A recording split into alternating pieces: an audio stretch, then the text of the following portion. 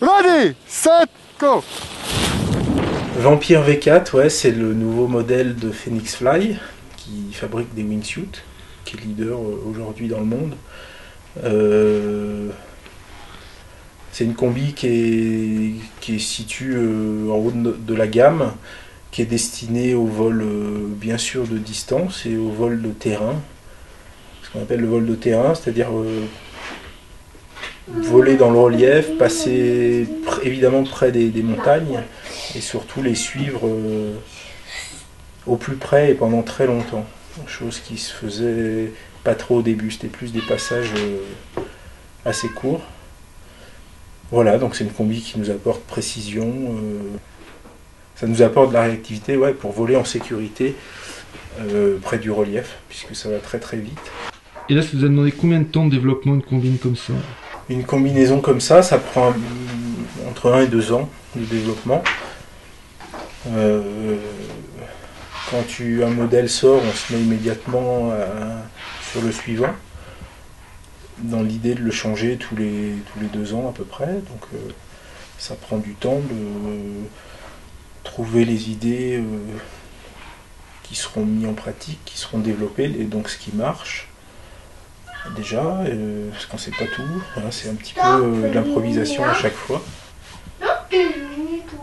Voilà, on essaye, on fait plein de trucs qui ne marchent pas du tout.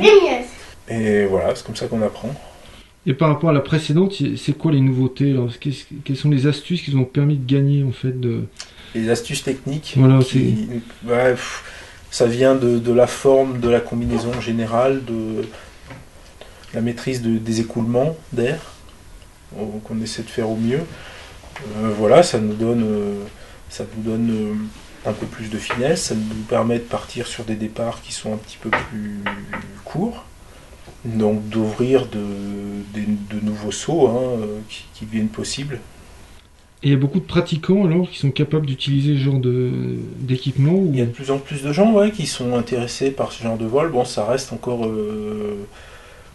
peu de personnes sur le nombre de sauteurs qui sont intéressés pour ce type de vol assez près du relief. Bon, ça se fait beaucoup, de plus en plus.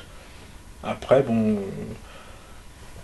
c'est quelque chose qu'on apprend aussi parce que on apprend des techniques, on apprend plein de choses qui nous permettent de faire ça avec le maximum de sécurité. On peut être très très précis. Une fois qu'on connaît bien l'outil, on peut être très précis et voler à très très près. Il y en a même certains qui arrivent à s'amuser qui s'amusent à toucher avec le bout de leurs ailes, à toucher des branches.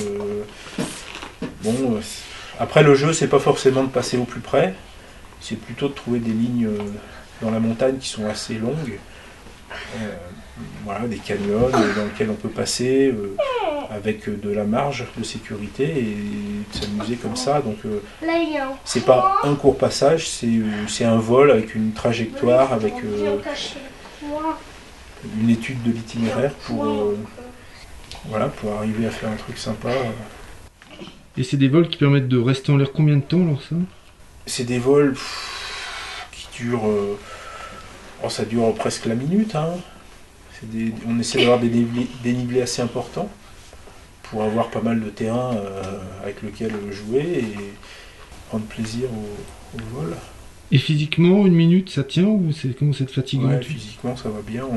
Justement, les combinaisons d'aujourd'hui sont moins physiques que ce qu'on avait avant. Les ailes, c'est toute une aile qui vole et le corps qui s'engule avec les ailes, ce qui permet de glisser dans l'air. C'est pas du tout une résistance qu'on oppose et qui nous permet de nous tenir en l'air. Luca, ok, ready, set, go.